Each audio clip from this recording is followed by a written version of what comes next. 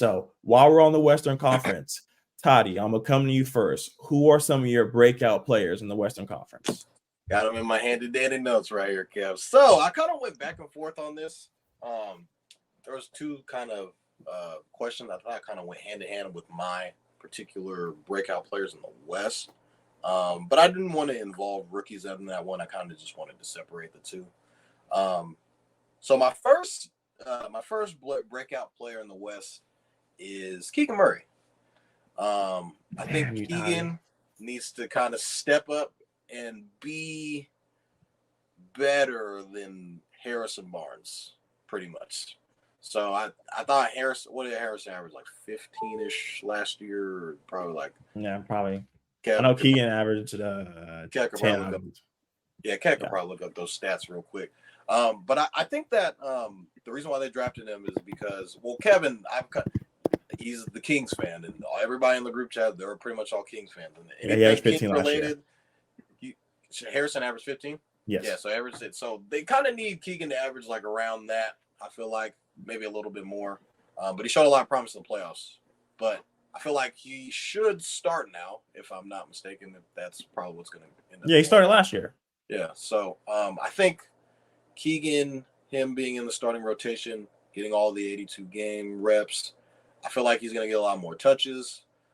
You'll see him probably a lot. They'll draw up a lot more players for him. He's definitely going to end up being that third option. I feel like with him being a third option, it should come with 17 points, 5-6 rebounds a game. I feel like that's something that's very doable. And if he keeps playing, if he averages 17 a game in the second year, I feel like that's a big win for Sacramento. And just the Kings, them making the playoffs last year, beating the drought by 16, 17 years? 16 years, baby. I feel like with Keegan Murray him being drafted as high as he went, and him being able to get some of that playoff run, I feel like with another year under his belt, he can't, like, it's only up for him from here on out. And the way that this Kings team is, the way that they perform, and the way that everyone's kind of projecting them to be, I feel like that's going to entail Keegan Murray's going to just only get better and have a breakout year. As far as for my second guy I had on here, Jalen Green. Jalen Green was number 2 pick a while ago. You're kind of looking at all the moves that they made in the offseason. This is kind of the year that JG has to kind of, all right, like, you're the guy. We signed all these. We signed Van Vliet, Dylan Brooks. They hired Ime Udoka. The Rockets are going to try to make a swing and try to be a team that can contend for a play-in spot and maybe even make the playoff spot. This team is still relatively very young. You do have Jabari Smith Jr. coming off his rookie year. It was a very I'd say it was underwhelming as far as maybe to his standards. I thought he played better at the end of the year, but I think he could have played a little bit better. Looked really good in the summer league, and get a little bit of minutes here in preseason. But I think this is definitely Jalen Green's team. We saw, him go on Paul George's podcast. They asked about, what do you think about James Harden probably coming on? He's like, I don't know if that's going to work. And I think that this is definitely his team, and he has to definitely break out and show everybody why he was the number 2 pick once upon a time. And I think that he can. I think Jalen Green can average 25 points a game this year. I think that's he has that potential. He was that guy coming out of high school. He was that guy coming out of G League Ignite, and I think he's going to be the number 1 scoring option for this team. And I feel like if they're going to be a good, solid team, he has to play better and he has to be good. So I got Keegan Murray and I got Jalen Green as my breakout guys in the Western Conference. All right, Alex, I'm going to bring it to you next. Who are your breakout players in the Western Conference? So my first one is going to be Chet from OKC. That's kind of self-explanatory, though. I feel like this OKC team has it now. I think they got all the pieces that they kind of need. Now it's just kind of building them up. And so it's going to be very interesting to see him kind of fit with Shea, that whole squad they got down there. So that's a player I'm going to be looking out for. Another one is Zion. I'm tired of him being injured. I just want him on the court at this rate. I need to see what New Orleans can do, because when he played last year, they were number 1 in the West, and they could have made it really far in the playoffs. So my thing is, okay, obviously when you play, you're the number 1 team in the West, in a very stacked West.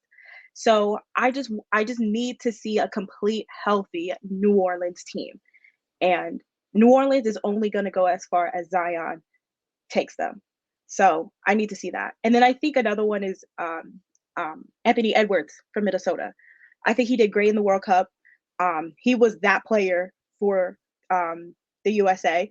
So it's interesting if he could get that Minnesota squad, even though they lost a few pieces, and try to get them into not just the play-in, but like a solid, secured playoff spot. And I need him to do that. I need him to be I want him to be all NBA. I know he could be an all-star, but I think he can be all NBA this year. All NBA. Okay, I can see it. What were you about to say, Toddy? Even going back to what Alex was saying about Zion Williamson, even going back to 2 years ago when they were in the playoffs, the whole Alvarado GTA, him and Chris Paul going at it. Zion was hurt, and they made the playoffs still. And we saw last year when they were number 1 seed, Zion doing the 360 dunk, and everybody wanted to fight, and he ended up getting hurt pretty much after that. And then they kind of just fall off a cliff. So it's like when Zion plays, they can be very good. And we've seen this team make it to the playoffs without Zion Williamson, and they won a couple games in the first round. Just imagine if he was healthy for that series. So he hasn't been able to show that he can be healthy. I feel like we all agree when Zion Williamson is healthy that he's one of the best players in the league. He is all NBA, pretty much everything, all-star, all the accolades kind of fall into place after that. So I thought that was very interesting about Zion, because I think we all agree that he's, one of the best players in the league. He's just availability is what kind of kills him. Yes, and for the audio-only listeners, we have our first comment of the day, and it's from our father. He says, Zion has looked good so far, ...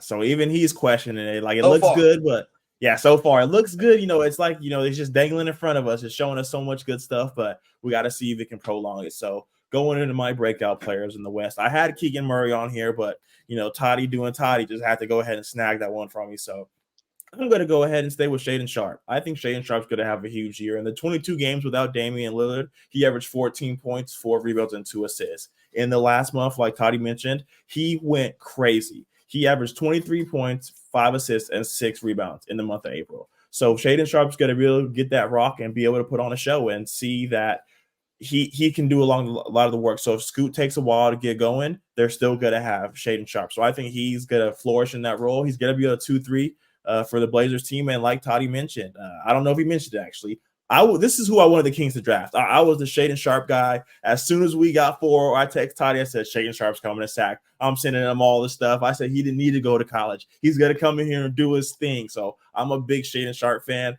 I don't know if I told you, I went into Jamba Juice the other day, and there's a little cutout of Shaedon Sharpe, and I sent it to the group text. So Shaedon Sharpe is going to be a big deal in Portland.